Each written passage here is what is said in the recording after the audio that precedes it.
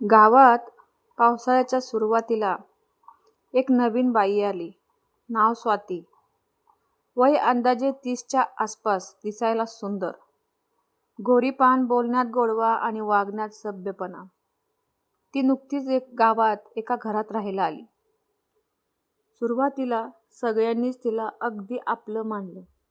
गावकऱ्यांनी तिच्या घराचं भाडं कमी करून दिलं. सविताताईंनी घरातील भांडी दिली. लक्ष्मी काकूंनी स्वयंपाकाचं सामान. कोण म्हणेल ही परकी बाई. सुरुवातीचे काही दिवस सगळं काही छान चाललं. ती स्वतःच्या कामाला जायची. संध्याकाळी एकटीच राहायची.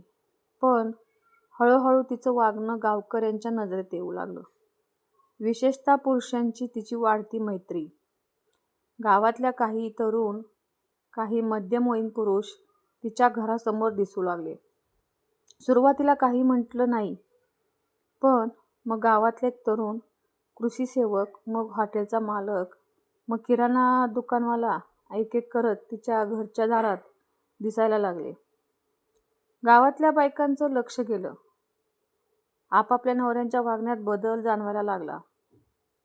संध्याकाळी घरी यायला उशीर, मोबाईलवर सतत कुणाशी तरी गुपचूप बोलणं आणि चेहऱ्यावर वेगळीच चमक. लक्ष्मीच्या नवऱ्याला एका रात्री कोपऱ्यावर फोन हसत हसत बोलताना पाहिलं. नंतर सविताताईंचा नवरा रविवारी सकाळी उठून टॉवेल घेऊन कुठे जातो हे कोणालाच कळेना. एका रविवारी गावात छोटा कार्यक्रम होता. काही पुरुष स्वातीच्या घराकडे पाहत कुजबुजत होते. तेव्हा संदीप नावाच्या एका तरुणाने बोलून टाकलं, अहो, ह्या स्वातीबाई आमच्या बाबांना काय शिकवताय तेच कळेना. एक हाशा फुटला, पण स्वातीच्या चेहऱ्यावर मात्र चमक आली. ती गुपचूप निघून गेली. दुसऱ्या दिवशी ती घरातून बाहेर आलीच नाही.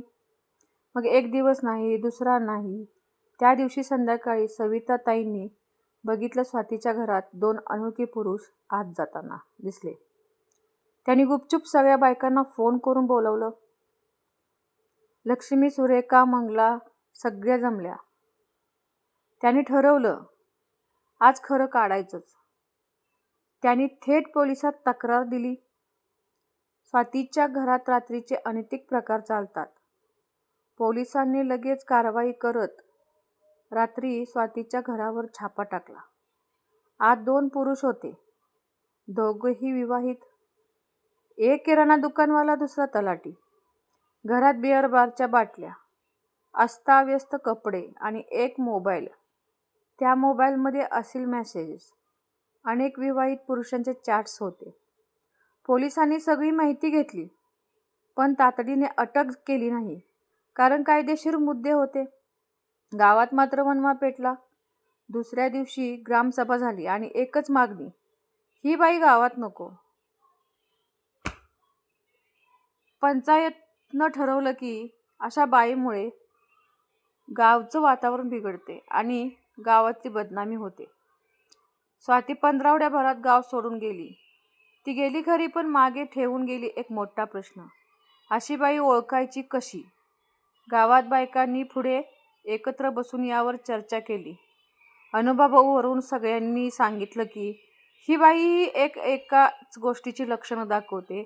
पुरुषांची अतिजवळीक, बायकांपासून अंतर, गोड बोलणं, सततच्या भेटी आणि पुरुषांच्या वागण्यात बदल.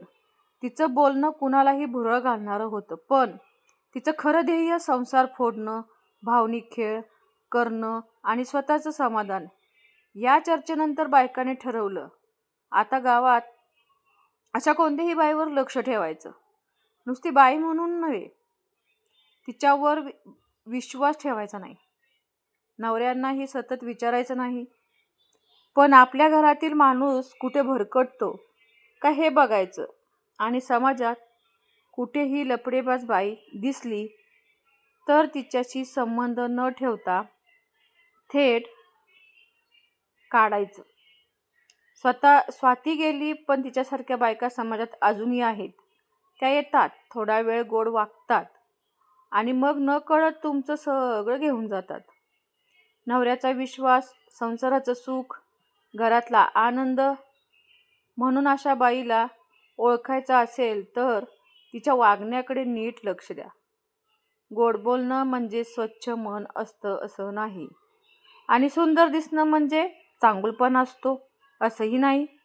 खरी स्त्री तीच जी दुसऱ्याच्या संसारात लक्ष घालत नाही आणि स्वतःच्या मर्यादा ओळखते.